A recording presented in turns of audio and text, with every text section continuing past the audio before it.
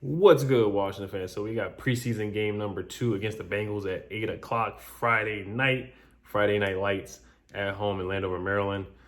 So I'm not going to do keys to victory. I don't do keys to victory in preseason previews, but I just do things that I'm looking forward to, some key matchups, some key training camp battles that we're looking forward to, and some things that I want to see the team improve on from the last game when we played against the Patriots. But before we get into the preview, this episode is brought to you by Western Rise. Shout out to them for sending me the Evolution pants. These pants are super versatile and they offer position flex. Ron Rivera's 2 favorite words. I use these pants to walk my son. I use these pants to chill and watch the games. I also use them to chill with the guys and play pool. And I even wear them to work sometimes. They're super clutch. They have a pocket in the front for your phone and a hidden zip pocket in the back for your wallet. They're super durable and stain defending. Each pair of pants comes with a lifetime warranty. That's how durable they are. That's how much confidence Western Rise has in their pants. They also offer a free 7-day trial. These pants are super clutch. Check out the website westernrise.com/edoliver, and I'm hooking you guys up with a promo code RealEdOliver for 10% off. So don't miss out. I'm trying to hook you guys up with this. Promo code is RealEdOliver for 10% off.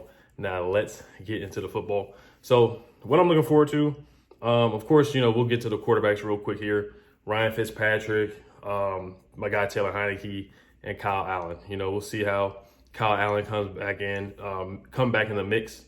Coming back to practice. He's been throwing a lot of interceptions. I've heard he's threw a couple of touchdowns, but he's been throwing a lot of interceptions.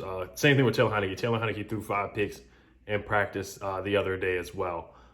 Fitzpatrick is the leading guy in the quarterback competition, but let's see how Taylor Heineke does. Steven Montez is the 4th guy, of course. We'll see if he even makes the roster, which he probably won't. But let's see how Ryan Fitzpatrick does connecting with some of the receivers. He had a good connection with Terry McLaurin, had a nice, beautiful pass to Logan Thomas.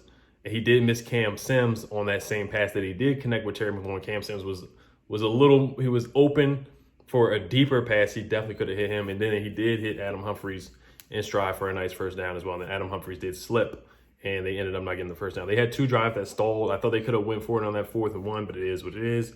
Ron Rivera he decided not to do that. And then Heineke, he played pretty solid, I thought. He made 1 bad pass to Tamarick Hemingway, but he made a nice pass to Jared Patterson, stepped up in the pocket and hit John Bates for a first down. So I thought he made some pretty good plays. And then we'll see what Kyle Allen can do. Kyle Allen is a guy that's comfortable in the offense, knows the offense very well. And if he is back and healthy, if that ankle is fine, then, he has some wheels too. He can create and get off script and get out of the pocket and make plays and throw and run for a first down on a 3rd and 5 or 3rd and 7. We've seen him do that many times before he did get injured in that, in the, what game did he get hurt in? The Giants game. Before he got hurt, we did see him scramble for a couple of first downs against Dallas and against the Rams before he got hurt in that Rams game too. So I am intrigued a little bit to see how Kyle Allen does with that 3rd unit. I think that will help out some of the wide receivers, like AGG and, DeAndre Carter, Dax Milne. I think some of those guys will get more opportunities with Kyle Allen being that 3rd string guy. And then if Steven Montez does get a little bit of time, we'll see how he does. So I do want to see how the quarterbacks shake out. Ryan Fitzpatrick, how many snaps they get, how many drives they get. We'll see what happens with that. So I am intrigued to see the quarterback competition. I know Ryan Fitzpatrick right now, he's the leader by a large margin right now from what I'm hearing. But, if he does throw a couple of interceptions, I think he'll be fine. I think he's just going to kind of tone it down what he did. It looked like he just hit the open receiver against the Patriots. He didn't really force anything, and I don't think he's really going to force much in this game against the Bengals again. I think he's just going to take the smart play and go for Terry McLaurin a couple of times here. So let's move on to the tight end, which is very intriguing right now. Sammis Reyes is in concussion protocol, so he will not be playing in this game. So that does shake up the tight end competition. How long is he going to be out in concussion protocol? Same thing with Tamarick Hemingway. Tamarick Hemingway has a concussion as well. I think he should have been cut anyway after that terrible game where he got bulldozed a couple of times against the Patriots and he dropped a pass. He might have had a concussion during the game. We don't know when he got the concussion. He could have got the concussion in the 1st or 2nd quarter when Heineke tried to throw that 50-50 ball to him and he fell on his head. So maybe he had a concussion at that time. Maybe that's why he played so bad, because he was supposed to be tight end number 2. A lot of people were saying that he was tight end number 2 when the unofficial depth chart came out. So we'll see what happens with this. And we claimed Caleb Wilson, the tight end from the Eagles. He did drop a pass in practice today that did lead to an interception. So that's not good to hear from him. And I actually like him. I watched some of his film and highlights at UCLA. It looked pretty darn good. Now, he hasn't even made a catch in the NFL. He was drafted in 2019 Mr. Irrelevant, so I'm not going to hype him up too much, but I am intrigued to see what he can do. Ricky Seals-Jones, I like him a lot at Texas A&M. He was a wide receiver in college, so I'm intrigued to see what he can do. He had a couple good catches in the game against the Patriots, but, and he did have that, I thought, what was a pass interference where he could have had a touchdown. So I'm intrigued to see what he can do. He's not much of a blocker, but as a receiving tight end and a red zone threat, I think he can help out the Washington football team as that third string guy. So, of course, John Bates is going to make the roster. Of course, Logan Thomas is tight end number 1, but tight end number 3 is definitely up for grabs right now. We don't know if it's going to be Ricky Seals-Jones, Sammis Reyes with this concussion. I don't know if he's going to be put on IR or PUP or whatever. Who knows how long he's going to be out. And then this guy, Caleb Wilson. So I'm intrigued to see what happens with that. Then also I forgot to say about the Bengals. Samaje Perine, he's on the Bengals. So we got some familiar faces. Samaje Perine, Thaddeus Moss is on the Bengals as well. So those are 2 guys that I'm looking for. They're guys. I remember I was hyped when we got Thaddeus Moss. I'm not even gonna lie to you. I was super hyped. We all know how Jay Gruden loved him some Samaje Perine. So we'll see how he does in this game. He's probably gonna get a lot of snaps and a lot of carries. Jamar Chase, of course, the wide receiver that they just drafted. They got Joe Mixon. They got some weapons. T. Higgins. They got Boyd, man. They got some good receivers. Joe Burrow, he still hears footsteps from Chase Young, so he will not be playing in this game. He decided to sit out in this one. He said, I'm going to head out on this one. But yeah, let's move to the running backs. Jared Patterson, Antonio Gibson, Ron Rivera. Kyle Allen compared Antonio Gibson to Christian McCaffrey. So we'll see if he gets some more passes in this game. That's the way they want to use him in this offense. And I could definitely see the comparison. I don't know if he'll ever be as good as Christian McCaffrey, but he definitely can do some similar things, catching out the backfield, being a good runner. I definitely see where Ron's trying to go with that. And Kyle Allen, I see where they're trying to go with it. Not saying that he's going to be that MVP caliber of Christian McCaffrey, but hey, who knows? He gets better every game. He got better every game last year. His vision got better. He got stronger with the football. So we'll see what happens with that. Jared Patterson, that's my guy. I think they will end up keeping 4 running backs. It could be, of course, Antonio Gibson, Jared Patterson, Jaden McKissick, and Peyton Barber. Now, I think, honestly, and they're using Jared Patterson to return punts now. So that could be a shoo-in for him to make the roster because we're looking at wide receivers to return punts.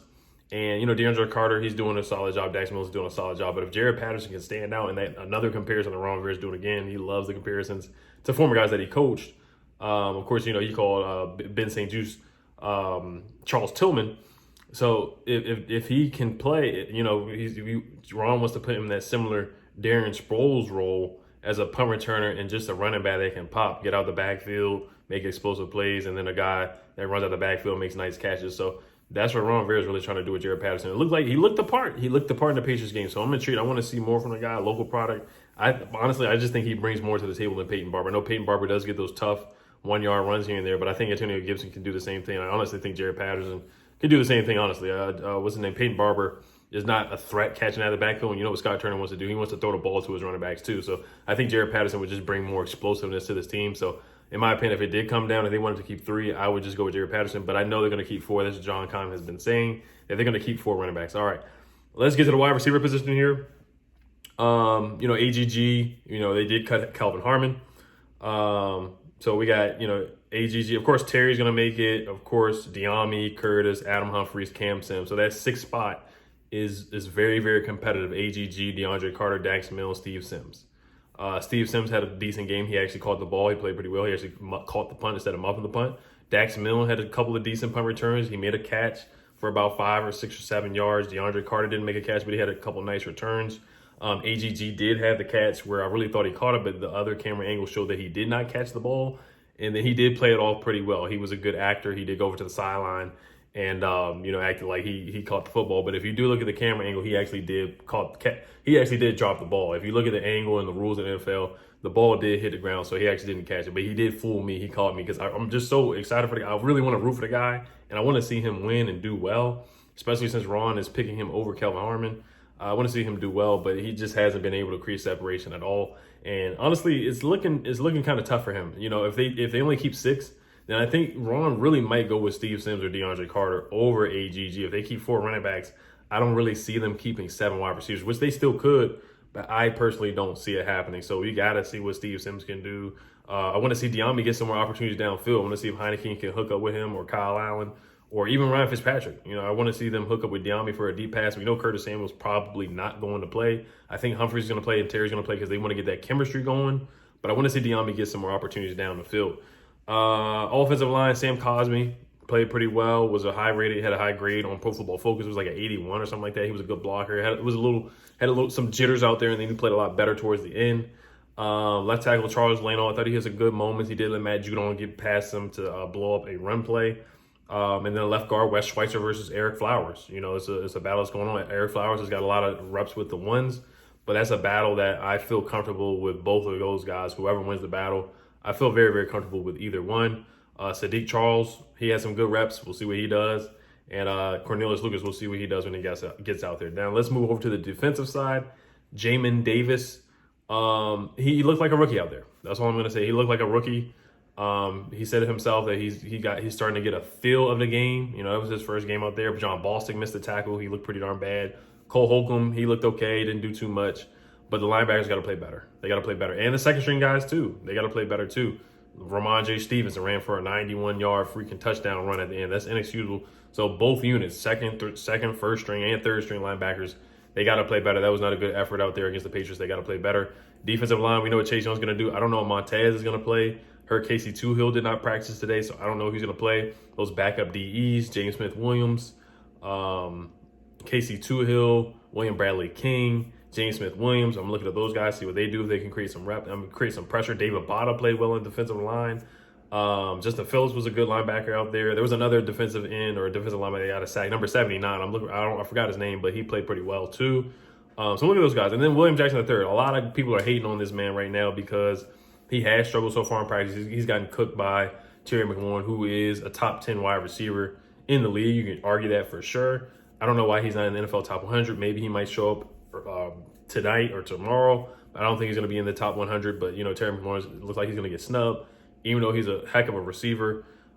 He's been burning up William Jackson in practice, and some other guys have too, but I'm not panicking on it. You know, some people are comparing it to Josh Norman because he's a man-to-man coverage in the Washington football team. They play a lot of zone. Ron Rivera said that he wants to play a lot of more man defense, so we'll see. I think William Jackson will be fine. I think he'll be A-okay. Corners come here and they play well. Ronald Darby, man, we saved his career. And behind this defensive line should definitely help him out as well. So I'm not too worried about William Jackson III. I think he'll be A-okay and fine. Ben St. Juste, Kendall Fuller.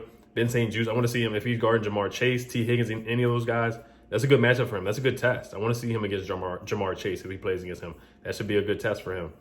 Same thing for William Jackson III. I want to see that too, a man-on-man. If they get that matchup, I would love to see that. Who else? Corners, Torrey McTyer. He's been playing really well. I want to see him get some more reps. Danny Johnson. We did cut Greg Stroman. Jimmy Moreland, see how he plays. He did miss a tackle last game, so we'll see how he plays. Let's get to the safeties. I'm hearing Bobby McCain is getting a lot of reps with the ones. He might start him and Landon Collins. We'll see. Cameron Curl has gotten a lot of reps at the ones too. So all these guys are interchangeable right now. So I think it doesn't really matter too much who starts. It's about who finishes the game between Cameron Curl, Landon Collins, and Bobby McCain. All these guys can play. They're all pretty good. Darryl Roberts too, as a slot corner. I want to see how he plays out there.